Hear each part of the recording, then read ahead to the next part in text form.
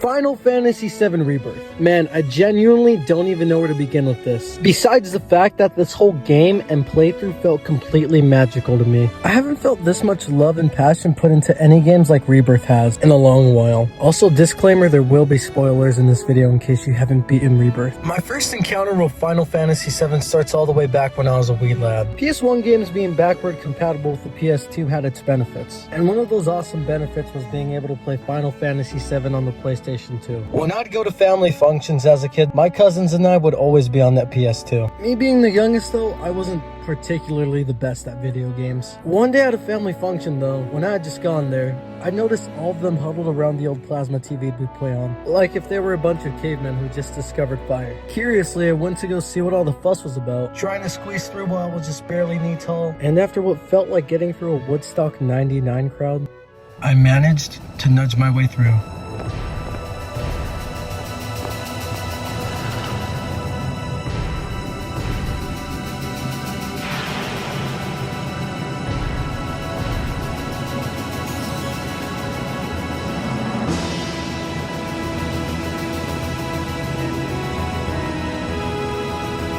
To a kid that was really only limited to playing on a Game Boy SP at the time, with games like Mario Kart Super Circuit and Mario World, what I had witnessed that night on that PlayStation 2 just left me in awe. The music, the graphics, the summons, the way the characters were just designed. I didn't really understand the lore at the time either until I was older, but it was also eye-catching to me that I haven't really looked back ever since. That night has a special place in my heart, and one of those core memories I love to look back on from my childhood. Final Fantasy VII would also make its way into my life hilariously enough by me sometimes seeing Cloud on Robot Chicken as a kid on a couple of their skits, as well as Cloud's addition into Super Smash Bros. Just being completely unexpected, but also one of the reasons I deepened myself into the world of Final Fantasy VII even more. Essentially, Final Fantasy VII Rebirth is the sequel to Final Fantasy VII Remake and part 2 to the unfinished trilogy. Leading up to Rebirth's events, Cloud and company leave Midgard to pursue Sephiroth. Right off the bat, we actually don't start off at Kalm, where Cloud's backstory is played through like in the original game, but instead we're thrown into Zack's timeline where we see a defeated Avalanche, and Zack fighting his way through to save Aerith. Eventually after that, we are now thrown into Cloud's backstory as Soldier, and finally get to start off at Kalm, on this massive journey all the way till we reach the Forgotten Capital, but that's way later off in the game. Compared to the original Final Fantasy VII, Square Enix hasn't only expanded upon the map, the characters, the music, the combat, I can keep going on, but they have expanded upon Final Fantasy VII's world itself. You're not wandering the world of Final Fantasy VII waiting for a random encounter with an enemy that sometimes felt empty, but now taking in scenic landmark, exploring every little nook and cranny that this world that has been brought to life has to offer. To tell you the truth, I'm at least over 120 hours in my playthrough, and I'm still discovering unexplored areas in this world, whether it be an island, mountains, or even a small alleyway in a town. It's just so jam-packed with life, it's crazy that this game isn't worth $200. Right when we start off at Kalm, we're introduced to our first region being the Grasslands. Grasslands I felt was a statement from Square saying, hey, we're not only going to show you how much love and effort we put into jam-packing this region with lovable content, but we're also going to bring diversity into these regions. And they fucking nailed it. Especially with Kalm not only demonstrating the PlayStation 5's capabilities, but showing us how much Square Enix is willing to go that extra mile just to immerse us into this world. You know, for me, it's also the little details that some players might overlook, like what NPCs are talking about, the steam coming off of the steel pipes, detail on wooden planks, the hydro mill generating power. It's the little things like that I just admire so much and feel what makes a game truly whole. Going back to Grasslands, 3 distinct areas are the Wastelands, Plains, and Swamplands. The Wastelands being this abandoned industrialized desert, with Mako pipes coursing through the littered concrete outskirts, which I feel also serves somewhat as a Shinra junkyard. To me, it also depicts what the planet of Final Fantasy VII Rebirth is coming to, with Midgard being the epicenter of this problem, depriving the planet of the life stream and making the surrounding land barren and lifeless, which eventually spread into this portion of the Grasslands, making it the Wastelands. Just east of the Wastelands is the Plains, which really makes the Grasslands the Grasslands. The plains alive with wildlife, farms, vegetation, and rivers is really something to take in, as described perfectly between Aerith and Red 13. A living, breathing planet. It may look that way, but in reality,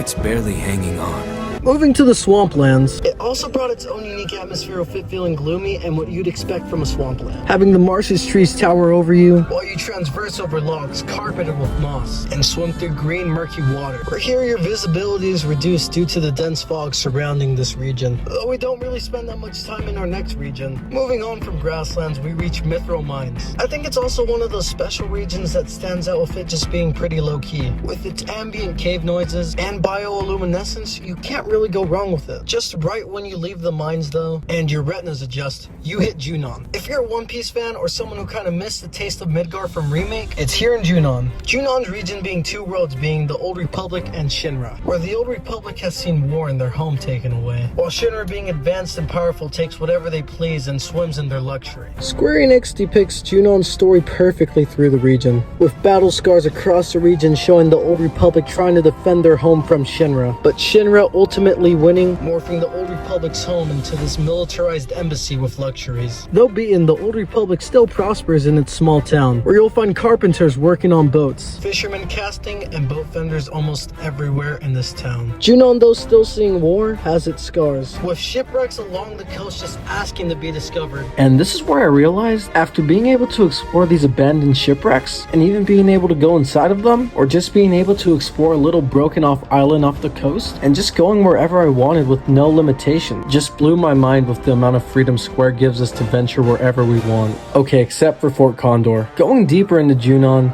hidden from Shinra and even the Old Republic, there's an untouched portion just left to nature, and something to take in. Occupying a majority of Junon's territory is Shinra, which to me felt like the closest thing to Midgar in this whole game. It gives us a sense of how powerful Shinra really is with its military and weapons. The most obvious being Junon's cannon, or to some the sister ray. Besides all that militarized stuff, it's a nice city, and true to the original, it's centered around a modern luxurious feel to it, boasting a topside feel to it from Midgar. Across the ocean to the west lies another continent, having one of the biggest regions in the game being the Corel region, welcoming us with Costa del Sol. Costa del Sol!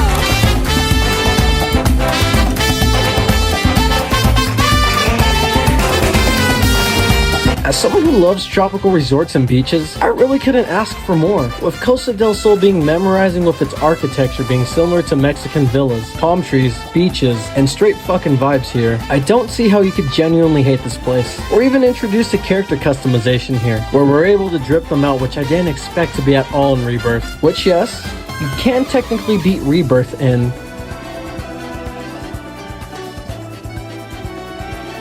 Barrett's naval uniform. On top of that, we're also treated to a nice little homage. If you completed Johnny's Seaside Inn, you're able to see some of the old weapons from Remake. For Corel's region, we also see Barrett's hometown depicted very true to the OG FF7, where it's a town ruined by Shinra and still recovering from their losses. The real star of the show of Corel's region, though, is the Gold Saucer, being this paradise for entertainment. Or if Las Vegas was all just one big futuristic amusement park in the sky. All in all, though, it's an awesome place that Square remade from the ground up, hosting a lot of fun activities to do, such as Chocobo Square, Speed Square, or as I like to call it, 3D Galaga, Battle Square, Wonderment Square being my personal favorite, Ghost Square, and the last two being heavily related to the story, being Event Square and the Sky Wheel. But I'll cover these two later in my video. But seriously, the Gold Saucer I feel could have been its own little game. With the amount of content that's packed inside there, even if you find somebody who isn't into Final Fantasy VII, I believe there's still something universally fun anybody could find in the Gold Saucer to play. Underneath the Gold Saucer, like in the original game, lies Corel Prison, that acts as a junkyard to the saucer, that's home to all sorts of criminals. Having this Badlands feel to it really making it stand out. Compared to all the other towns we've seen in the game where there's order, here it's a hierarchy, and for its residents, it's sink or swim. Surrounding Corel Prison and the Gold Saucer is Corel Desert. Compared to Wasteland's desert and grasslands, Corel's desert doesn't feel like a Shinra junkyard or lifeless. Instead, it feels like it's always been a desert, compared to being turned into one like as we see in the Wastelands. We see rivers running through it, as well as wildlife, and being home to a lot,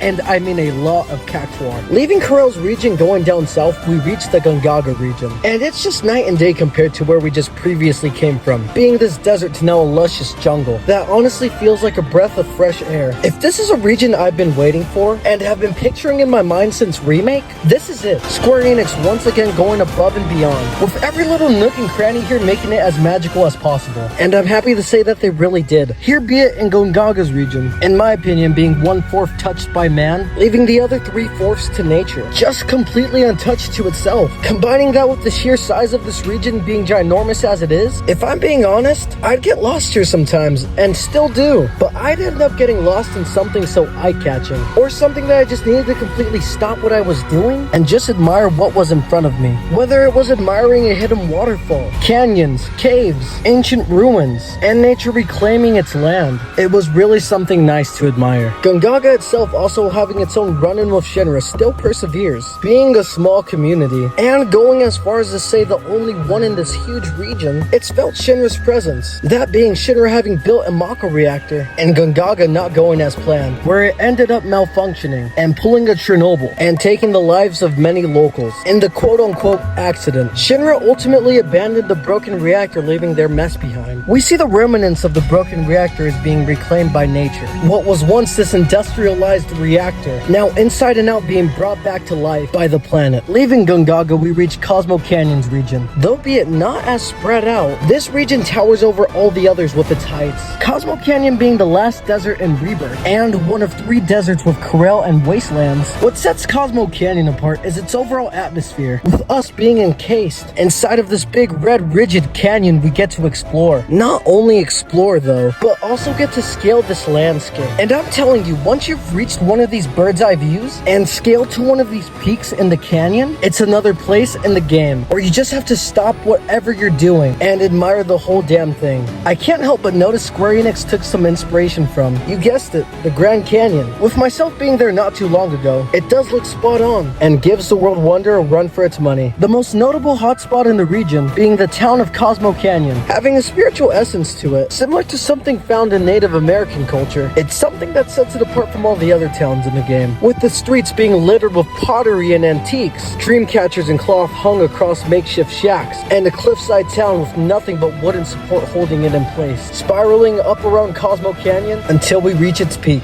the observatory, which in my opinion is one of the most breathtaking views in all of Final Fantasy VII Rebirth. Up here in the observatory, we'll find a catacomb of knowledge revolved around the planet of Final Fantasy VII Rebirth, be it libraries, artifacts, and this behemoth of a telescope. Hats off to Square Enix. Lastly, our last major region of the game being Nibel. Nibel being not as spread out or ginormous compared to the other regions, it still holds true to the original Final Fantasy VII. The main focus of this region being the small town of Nibelheim still also has that gothic monotone feel to it, especially with Shinra Manor, seeing renovations which I loved, showing us layers it once couldn't due to hardware limitations. The walk towards the reactor now being brought to life, with us navigating through caves and taking in the rough shores of Nibelheim. Not much else to say about these regions, except they all went in above and beyond for me. The group's chemistry is what I'd call dynamic in Rebirth, and has come a long way since Remake. Cloud, still cold, has become less distant, and instead more open to the group. He's more willing to come to terms with his problems, with the group compared to Remake. Though Cloud isn't fully mentally mature yet, or sometimes mentally unstable, he has come a long way considering what he's had to overcome. Barrett, still being the thick-skinned, lovable guy of the group, I couldn't help but notice he plays more of a father's role in Rebirth to the group, being that he already is one. Barrett's form of tough love on the group mixed in with this closeted, caring soft side that balances him out. We also see another side of Red 13, which if I'm being honest, surprised me. No negatives in Red's other side, but it shows a less serious side of him, being that more of a teenager-like side, with him being less intimidating to others, especially in his voice tone and body language. Just all the more reasons why he's widely loved. I can't go in this video without mentioning the addition of Yuffie in the group. God, she just brings so much more personality to the group. Not saying that there wasn't any to begin with, but her addition feels like a breath of fresh air. As she states, she does bring very much needed youthful energy to the group, but sometimes bites off more than she can chew. With her not being fully mature yet, I'd get a kick out of every time Yuffie and Barrett went back and forth. With, like I said earlier, Barrett being the fatherly role, he'd have to keep Yuffie out of trouble a couple of times. I thought it was pretty funny and wholesome. Kate Sif is another character that brings much more personality to the group, with that being a very much needed comedic relief, and on top of that being very theatrical, he's a perfect addition balancing the group. Though be it, he is technically a Shinra spy, and kinda does sell out the group at one point. He does truly believe in their efforts, and as he says, he's willing to fight tooth and bone for you. Moving to Sid Highwind, I don't even know where to start with him. I guess with his can-do-it mentality, not letting negatives get in his way, whether it be exceeding his plane's limits, or turning broken scrap into something useful, he's always in a good mindset. On top of that, him being expressive, and sometimes not having a filter over what he says, I believe Square Enix did a great job with him. Okay, now moving on to Vincent. Vincent. Basically, he's the first 2 hours of Cloud from Remake. Just kidding, kinda. For the most part, Vincent is kind of in his own world, but still a loyal member of the group. Our last two being Tifa and Aerith. To be honest, as far as I recall, Tifa didn't really interact with the group besides Barrett, Aerith, and mainly Cloud, with Barrett and Tifa having this father-daughter relationship, Aerith and Tifa being best friends, but in this love triangle I'll get to in a second, and Cloud and Tifa working out this situationship, but still having a close bond corresponding ever since they were kids. Lastly, Aerith. I'd say the most wholehearted person in the group, with her showing compassion towards everyone, but at the same time the burden she knows she has to carry. Going back to that love triangle, it's tenfold now compared to Remake between Aerith, Tifa, and Cloud. At times I felt like I was playing a romance instead of Rebirth, and it was nice to have more of it, making the game feel even more layered and not just all about action. I like how it always keep me guessing who Cloud would ultimately be with. At first I didn't know what direction Square Enix would take with this love triangle in Rebirth, especially with the curveballs we start off at Calm, like Tifa and Cloud being situationship experts, and Cloud the next day going on a quote-unquote date with Aerith. It was a lot to process and perfectly paced, with the anticipation sometimes killing me, but throughout the story it really comes all together and blossoms into something beautiful. Moving on to the bread and butter of Rebirth is the combat, and what an experience it was. Having the option to now play as 7 members of the party, compared to 4 in Remake, was really something worth waiting for. With the addition of new moves and ones brought back from Remake, it felt right at home, and picked up right where we left off at Remake. Most notably, the 2 characters with freshly made combat styles making their debut in Rebirth is Red 13 and Kate Sith. Square Enix really had to think outside the box with this one, cause ask yourself, how would you make the combat style for a genetically enhanced wolf and a magical robotic fortune-telling cat who rides a fat Moogle in modern day graphics? Obviously drawing inspiration from their original Final Fantasy VII movesets. Square Enix conquered that task, making Kate Sith and Red 13 true to their old respective movesets. Going back to the group, for the combat it felt like I had so much freedom with their customization, being able to make them a certain kind of combat style, whether it was up close and personal, zoned and distant, or just balanced. It was smooth sailing. I didn't expect there to be such a big moveset either for the cast, having such a vast moveset to choose from for everyone. It leads up into a lot of variety of what kind of fighting methods you,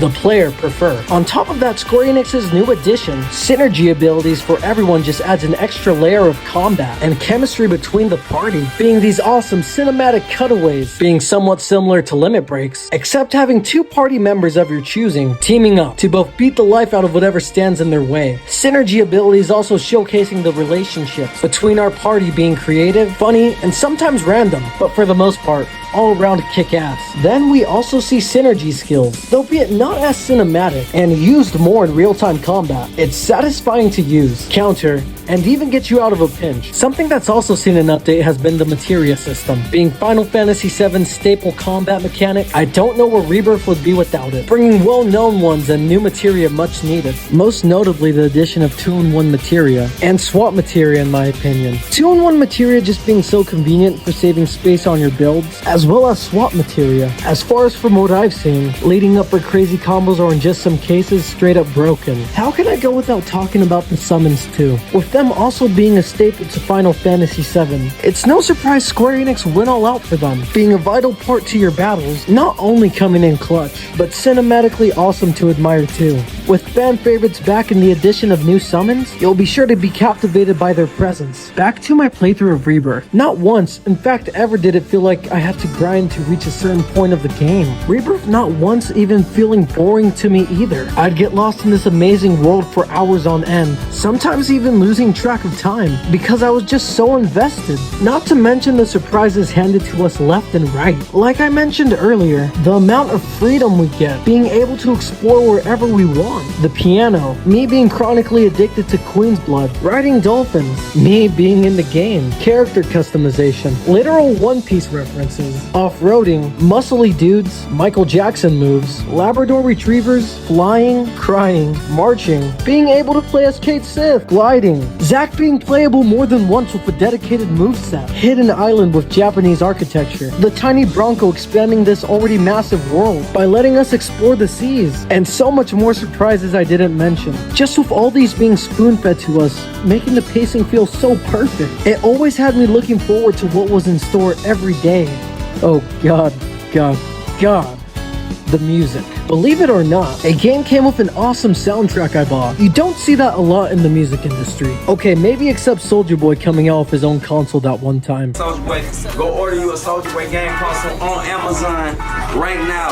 Y'all know what the fuck one. Okay, but all shits and giggles aside, Rebirth really hit a home run with the music. You know what? No. This is straight out of the park, matching every single mood, moment, and theme Rebirth has to offer, ranging from intense, catchy, soft and subtle, surreal, playful, ambient, sad, heroic, being able to make you feel like you could take on the world, or making you feel time is of the essence. It is a wide spectrum of beautifully orchestrated music that I could only say gave me a roller coaster of emotions. The heavy hitter coming from Rebirth's soundtrack and the main theme being No Promises to Keep. Hearing this song for the first time at the Game Awards, I'd already knew that this was gonna be a hit. Funny enough, it isn't even the full version of the song at the Game Awards. And that's another surprise I got from Square Enix. It wasn't until Aerith finally performs No Promises to Keep we get to hear the full version of the song. And by God, Noboru Itamatsu couldn't have composed this any better. The lyrics themselves tying into something so bittersweet, corresponding with our story so smoothly. This song, in my opinion, being about two lovers. And I'm not talking about Cloud and Tifa, or Cloud and Aerith. To me, the song's about Zack and Aerith, with them not only being separated between continents, but also time and space. Zack doing whatever it takes to find his soulmate, even if it means defying fate and overcoming death itself, believing that they can just meet once evermore is all that matters to him. But Aerith knowing that them seeing each other isn't a full guarantee. Still, she hopes and knows someday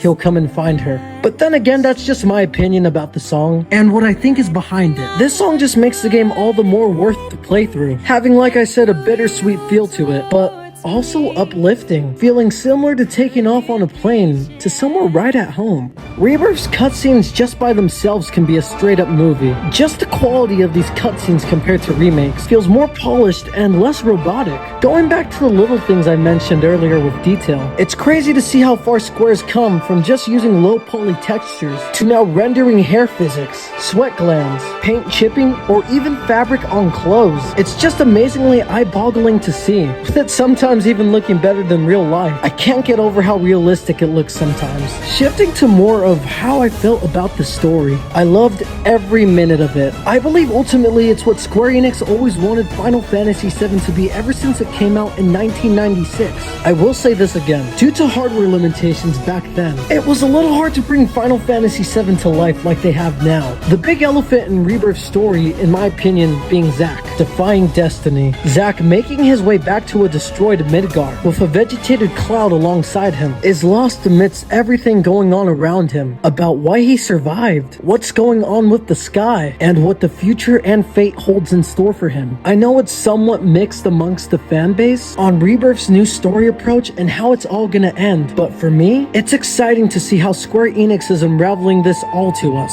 and keeping me on the edge of my seat to see how it's all gonna end. Seeing how so far the story's been accurate to the original, but also seeing the new addition of Zack's timeline merging with Rebirth's. Zack's timeline being new to us, where we see him survive his encounter with Shinra instead of being killed, has been given a second chance. Though be it the turmoil Zack has had to face is just immeasurable, where he basically fights his way through an army by himself to defend a weakened Cloud, was basically a human lab rat against his own will, was bashed for calling out corruption for the company he was fighting for, and finds out later in Rebirth the girl he loved and fought for might not even love him anymore. Not even anyone to lean on in his timeline, unlike Cloud where he has Barrett, Tifa, and the others. Zack is just by himself, with basically nobody to help. Amidst everything negatively that's happened to Zack though, he still pushes through it all, trying to find the good in anything while life just throws him obstacle after obstacle. He is still willing to fight for those and defend for those after suffering and getting the shit end of the stick in life.